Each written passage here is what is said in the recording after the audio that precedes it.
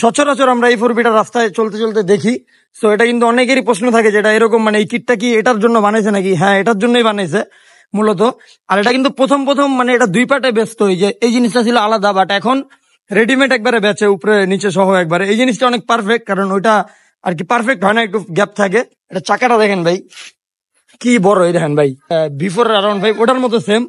দেখেন ভাই কি বড়, আমার পুরো হাতের মাপে আছে কত বড় চাকা। এটা দেখেন এই যে ম্যাক্সিসের টায়ার, এটা 2টা পেয়ার মেবি 10,000 টাকা পড়ছে ওর। আর এটাতে মডিফাই করছে বলতে গেলে এই যে আপনার E2 এর আর কি একটা লাগাইছে ব্রেক সেট এবং ক্লাস সেট যেটাতে বলে। এই যে কুইক থ্রোটলটা লাগাইছে কিন্তু প্রজেক্ট 1 এর। সো এখানে কিন্তু ভালো টাকা খরচ হয়েছে। আর এখানে আপনার R15 V2 এর হ্যান্ডেল লাগাইছে। তো এখানে কয় টাকা গেছে আপনাদের আইডিয়া হয়ে গেছে অবশ্যই। আরেকটা জিনিস আমার ভালো লাগছে যেটা হচ্ছে এই লুকিং গ্লাসটা। আমার নিজের যখন পালসার ছিল আমি এটা লাগাই করছি ভাই। মানে নর্মাল যে লুকিং গ্লাস ওটার থেকে কিন্তু এটা অনেক সুন্দর লাগে দেখতে। আর এটার ভিউটা অনেক সুন্দর আর কি, ওয়াইড হয়ে যায় ভিউটা, সে কারণে সুন্দর লাগে এই জিনিসটা। আর এটার কিন্তু আরেকটা জিনিস সুন্দর করছে যেটা হচ্ছে এটার 2 পার্ট সিট করছে। এই 2 পার্ট সিটটা করতে কিন্তু ভালো টাকা খরচ হয়, মোটামুটি 1500 2000 অনেক, মানে যার থেকে যেরকম নেয়।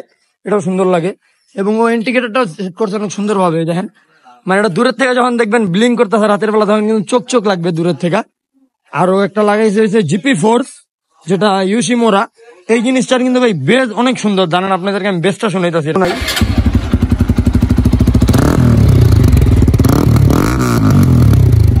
ভাই এটা কিন্তু আপনার ডিবি গিলার লাগানো, তাও আর কি ফাটে দেখেন।